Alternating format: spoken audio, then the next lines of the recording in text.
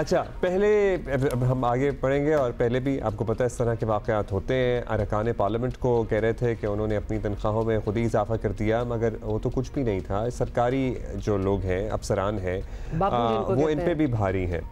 ذرائع بتا رہے ہیں کہ چیئرمین نیپرا ممبران نے خود ہی اجلاس بلایا، تنخواہوں میں اضافہ کر لیا ہے۔ اضافہ بھی کوئی چھوٹا موٹا نہیں ہے، 220% اضافہ کیا گیا ہے۔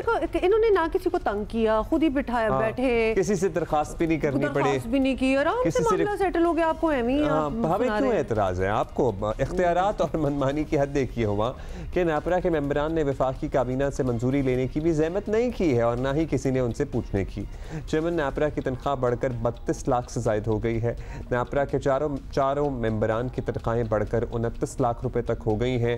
اکتوبر 2023 کی نظرثانی شدہ نوٹیفیکیشن کے مطابق تنخواہ تمام مراد کے ساتھ 10 لاکھ روپے تک بنتی ہے۔ یہ وہ نیپرا ہے جس کے بارے میں تاثر یہ ہے کہ اس کا کام بجلی کمپنیوں کی زمریوں پر دستخط کرنا رہ گیا ہے، اور اس بارے میں یہ تاثر بھی عام ہے کہ عوام سے زیادہ یہ بجلی بنانے والی کمپنیوں پر مہربان رہتے ہیں۔ آپ کو بتائیے۔ سیف الرحمان، نمائندہ جیو نیوز اسلام آباد سے ہمیں جوائن کر رہے ہیں۔ سیف پلیز ہمیں بتا دیجئے کہ یہ تو بڑا ہی نارمل طریقہ کار نہیں لگ رہا کہ آپ خود ہی اپنا اجلاس بلائیں اور اپنی تنخواہوں میں اتنا اضافہ کر لیں۔ اس کی کوئی چیک اینڈ بیلنس نہیں ہوتا؟ مطلب یہ الاؤڈ ہے، یہ کر سکتے ہیں، دس از لیگل؟ دیکھیں، ویسے تو جو نیپرا ہے ایک انڈیپینڈنٹ ادارہ ہے، جو اس کا جو بیسک رول ہے جو جنریشن لائسنس دینا، ڈسٹریبیوشن لائسنس دینا یا ٹرانسمیشن کے لائسنس دینا یا مختلف جو ہیئرنگز کرنا، جہاں تک اس کا مینجمنٹ رول ہے تو یہ رپورٹ کرتی ہے فیڈرل کیبنٹ کو۔ ایک تو فیڈرل کیبنٹ میں باقی منسٹریز کے بھی کیسز جاتے ہیں، لیکن یہ اپنے مینجمنٹ رول کے حوالے سے فیڈرل کیبنٹ کے ماتحت بنتی ہے۔ لیکن ان کی جو سیلری ہے، جو پرانے ہمارے نیپرا کے چیف تھے، ان کی جو سیلری تھی توصیف ایچ فاروقی، وہ اگست 2023 میں ریٹائر ہو گئے۔ انہوں نے جو اپنی آخری سیلری ڈرا کروائی وہ 7,90,000 تھی۔ تو ان کے ساتھ اتھارٹی میں 4 ممبران ہوتے ہیں، چاروں صوبے اپنا ایک ممبر بھیجتے ہیں، تو ان کی سیلری جو تھی اس ٹائم 7,40,000 تھی۔ تو میرے پاس جو نوٹیفیکیشن ہے آخری ریوائز ہوئی تھی سیلری، تو 1 اکتوبر 2023 کو یہ نوٹیفیکیشن فائنانس منسٹری نے نکالا ہے۔ تو جو مینجمنٹ سکیل 1 ہے، جس کو ہم عام طور پر MP1 کہتے ہیں، اس کی جو سیلری ہے وہ زیادہ سے زیادہ وہ 10,01,02,000 روپے اوپر نیچے ہو سکتی ہے، یہ اتنی بنتی ہے، جس میں صرف 3 چیزیں ہیں۔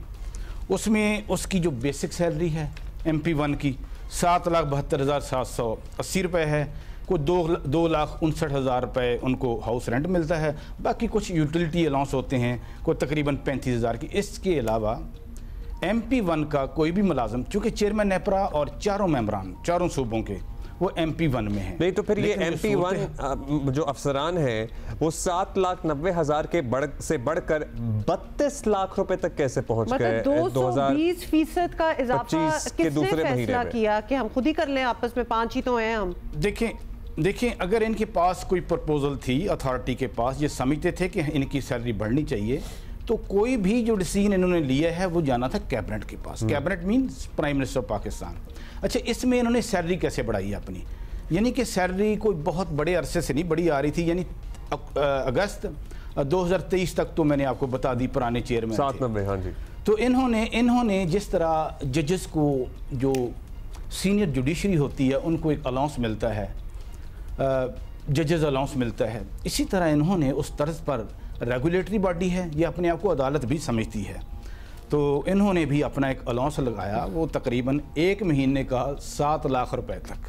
ممبران کا تھوڑا سا کم ہوگا اور چیئرمین صاحب کا 7 لاکھ تک، 7 لاکھ وہ شامل کر لیں۔ اچھا، یہ ممبران کا، سوری ایک سیکنڈ سیف، یہ ممبران جو ہیں 4 بڑی لکیر ہیں، مطلب بیٹھے بیٹھے ان کی تو بڑی چاندی ہو گئی، چونکہ اپنے آپ کو عدالت بھی سمجھتے ہیں تو اپنے آپ کو خود ہی ہائر بھی کرتے ہیں۔ ہاں ایگزیکٹلی، کون نومینیٹ کرتا ہے ان کو؟ طریقے کیا کار کیا ہے ان کو لگانے کا؟